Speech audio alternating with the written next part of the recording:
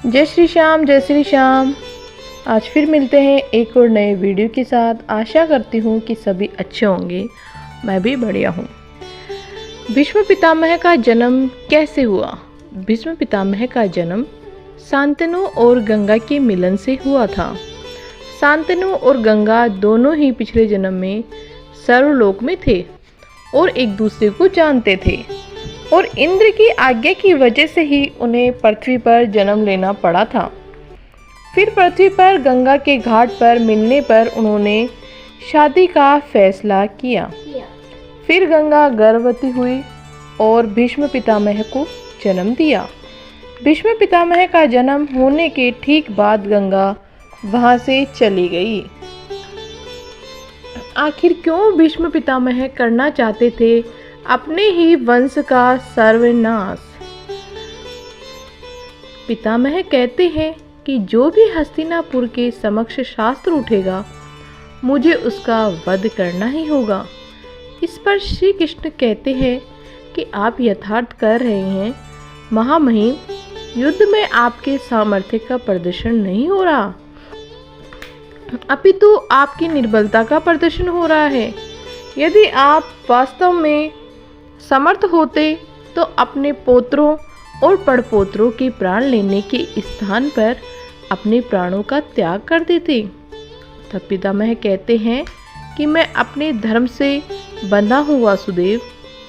श्री कृष्ण कहते हैं कि धर्म तो मुक्ति देता है, यह कैसा धर्म है जो आपको बांध रहा है?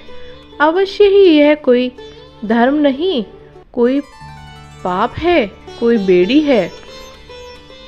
इस पर भीष्म पितामह कहते हैं कि मेरे धर्म पर प्रश्न मत कीजिए वासुदेव, मैंने जीवन में एक क्षण के लिए भी अधर्म नहीं किया है।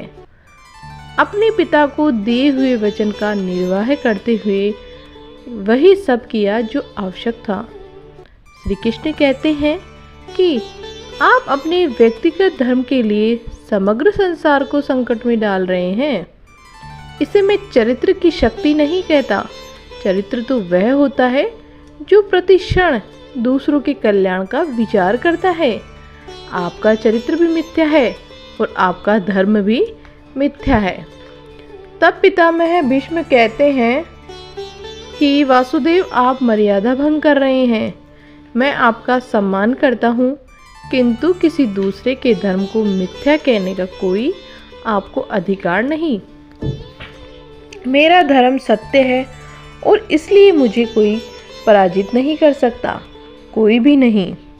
तब श्री कृष्ण कहते हैं कि मैं आपको पराजित कर सकता हूँ, इसी क्षण आपको पराजित कर सकता हूँ महामहिम भीष्म। मेरे क्रोध की अग्नि को बढ़ाने का कार्य मत कीजिए। कोई धातु नहीं जो अग्नि से तपकर पिघल ना जाए, और ऐसा कोई प्रण, कोई श्राप, कोई आशीर्वाद नहीं जिसे मैं मिथ्या ना कर सकूं।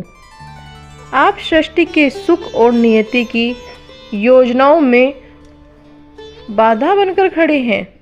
अब यदि अपने शस्त्रों का त्याग नहीं किया तो मैं अवश्य आपका वध कर दूंगा। जो भीष्म पितामह हैं वो बहुत ही बड़े योद्धा थे। ये दोस्तों हम सब जानते हैं कि भीष्म पितामह कितने बड़े योद्धा थे। तो आज का वीडियो यहीं समाप्त करते हैं। तो आशा करती हूँ कि सभी अच्छे होंगे, और जो नए हैं मेरे चैनल पे वो चैनल को सब्सक्राइब करें, वीडियो को लाइक करें और ज़्यादा से ज़्यादा शेयर करें। धन्यवाद। जय श्री श्याम।